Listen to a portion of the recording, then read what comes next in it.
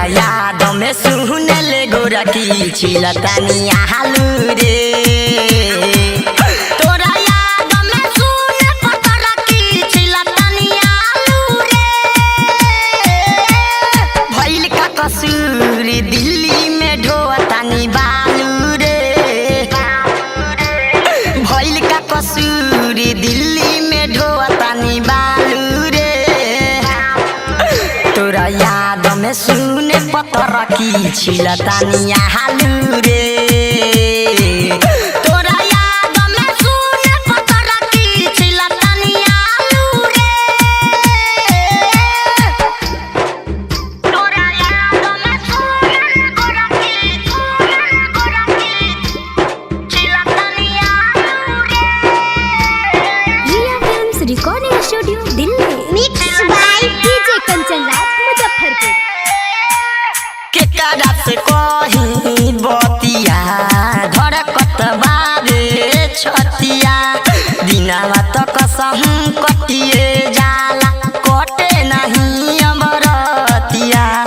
केकरा से कहीं बतिया धड़कत बाबे छतिया। दिनवा तो कसहूं कटिए जाला कटे नहीं अमरतिया। देहिया भइल बाला गता जैसे भालू रे।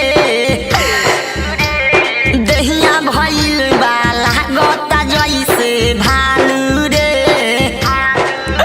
तोरा याद में सुने पतरकी छिलतानी आलू रे।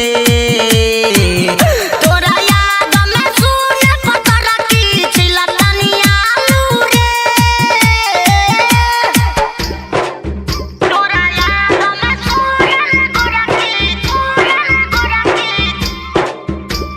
छिलतानी आलू रे।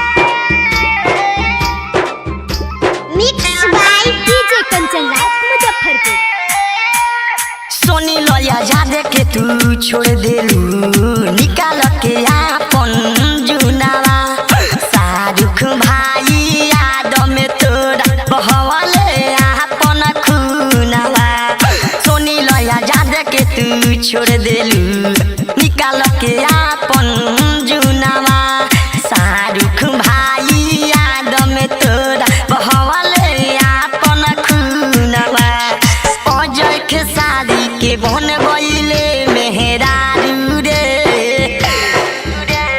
विजय बिहारी के बन गईले मेहरारू रे।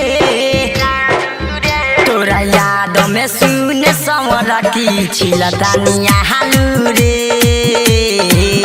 तोरा याद में सुने पतरकी छिलतानी आलू रे। भइल का कसूर दिल्ली में ढोतानी बालू रे। भइल का कसूर दिल्ली में ढोतानी बालू रे। तोरा याद में सुने ले गोरकी छिलतानी आलू रे। तोरा याद में सुने ले गोरकी छिलतानी आलू रे। Riya films recording studio Delhi.